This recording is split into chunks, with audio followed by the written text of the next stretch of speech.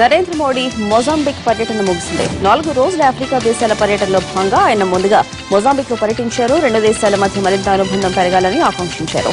Mozambique లోని భారత సంతతి కుటుంబాలతో ముచ్చటించిన ప్రధాని తర్వాత ప్రిటోరియాకు వెళ్లారు.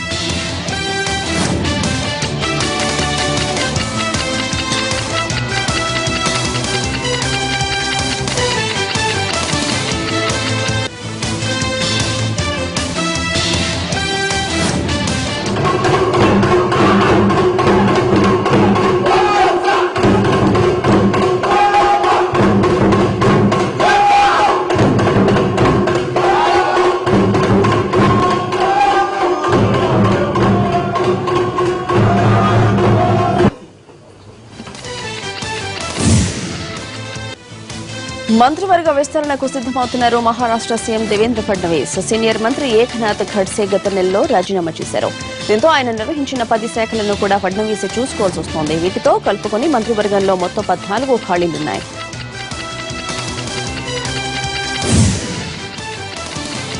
నాలుగు నెలల తర్వాత మీడియా ముందుకు రాబోతున్నారు విజయ్ మాల్యా. ప్రస్తుతం లండన్ లో ఉన్న మాల్యా ఈ రోజు formula 1 British grand pre team యజమానుల ప్రెస్ కాన్ఫరెన్స్ లో పాల్గొనబోతున్నారు. ఇండియా బాస్ అయిన మాల్యా ఇతర టీం యజమానులతో కలిసి కాన్ఫరెన్స్ లో మాట్లాడనున్నారు.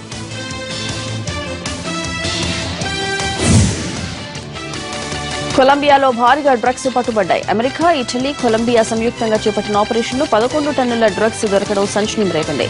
దాదాపు 15 దేశాలకు డ్రగ్స్ సరఫరా చేస్తున్న ముఠా ఈ జాయింట్ ఆపరేషన్లో దొరికింది. 144 మంది అనుమానితులు ఈ కేసులో అరెస్టు అయ్యారు.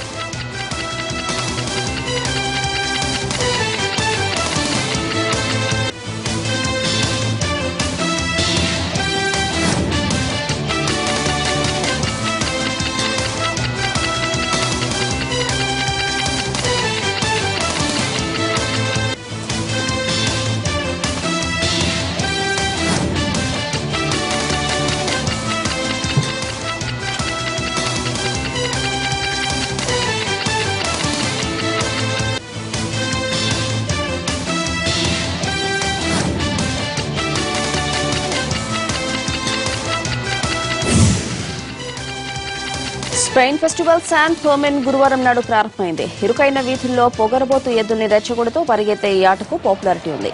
వేలాది మంది అభిమానులు స్పెయిన్లోని పాంప్లోనా సిటీలో ఆటను ప్రారంభించారు. వారం రోజుల పాటు జరిగే ఈ ఆటలో తొలి రోజు 5గురికి స్వల్ప గాయాలయ్యాయి.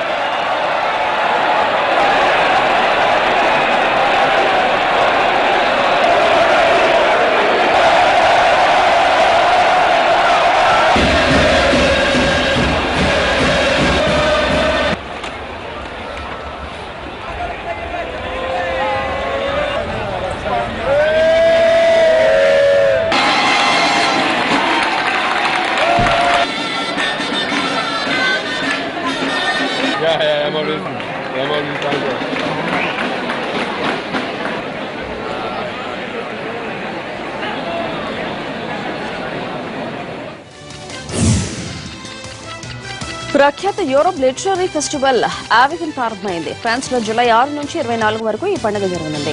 ఇందులో భాగంగా వివిధ కళారూపాలకు చెందిన కళాకారులు ఒకచోట చేరతారు. కవిత్వం, సాహిత్యం, ఫిలాసఫీ ఇలా అన్ని రంగాల వారు వస్తారు. 70 ఏళ్ల నుంచి జరుగుతున్న ఈ కళా పండుగకు యూరోప్ నలుమూలల నుంచి సాహిత్య అభిమానులు పెద్ద ఎత్తున హాజరవుతారు.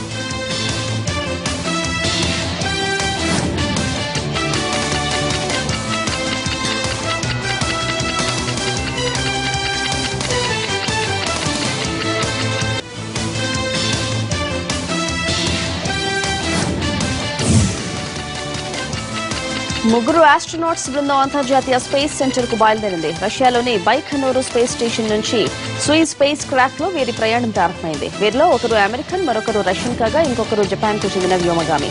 4 నెలల పాటు వీరు అంతర్జాతీయ అంతరిక్ష కేంద్రంలో ఉంటారు.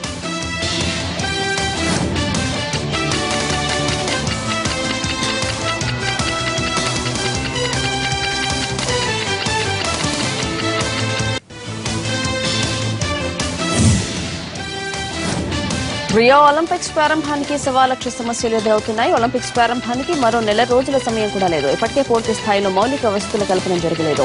దీనిపై ఆందోళన వ్యక్తమవుతోంది. దీనికి తోడు బ్రెజిల్ పౌరులు కూడా ఒలింపిక్స్ నిర్వహణను తీవ్రంగా వ్యతిరేకిస్తున్నారు. లక్షల కోట్ల ఆటల కోసం ఖర్చు పెట్టడానికంటే ముందు దేశంలోని వారందరికీ కనీస సదుపాయాలు కల్పించాలంటూ ఆందోళనలు జరుగుతున్నాయి.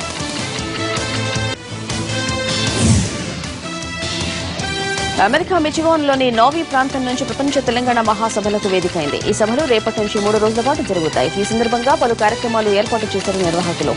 ఈ కార్యక్రమాల్లో చిన్నారుల ఆటపాటలు అలరించాయి.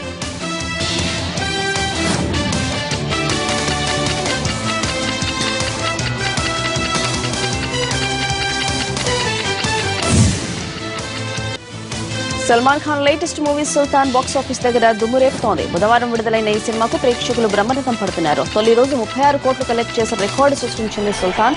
రెండవ రోజు కూడా కలెక్షన్లు నిలకడగా ఉన్నాయి. రివ్యూలు పాజిటివ్ గా వస్తుండటంతో మూడో రోజుకే సినిమా 100 కోట్ల మార్కు చేరుకుంటుందని చెప్తున్నారు ట్రేడ్ నిపుణులు.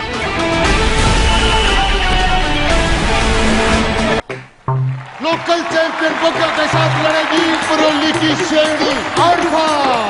ये लड़की है जैसे डॉक्टर की शादी डॉक्टर से हो या इंजीनियर की इंजीनियर से पहलवान की जोड़ी पहलवान से बढ़ेगी ना। मैं इसी से शादी बनाऊंगा। My name Sultan Ali Khan, full fashion TV. जब इंग्लिश नहीं आती तो उसकी माँ बहन क्यों कर रहा है? बनने लगे कि अंग्रेजी में लड़की। బాలీవుడ్ బాద్షా షారూక్ ఖాన్ గోల్ వేసేందుకు సిద్దమవుతున్నాడు. కోల్కతాలోనే ఫుట్బాల్ క్లబ్ ను కొనుగోలు చేస్తున్నట్లు బాలీవుడ్ వర్గాలు సమాచారం. ఈస్ట్ బెంగాల్ కు చెందిన ఓ జట్టును కొనేందుకు ఆసక్తి చూపుతున్నాడు. కొనుగోలు విషయంపై ఐఎస్ఎల్ యాజమాన్యంతో చర్చలు జరుపుతున్నాడు షారూక్.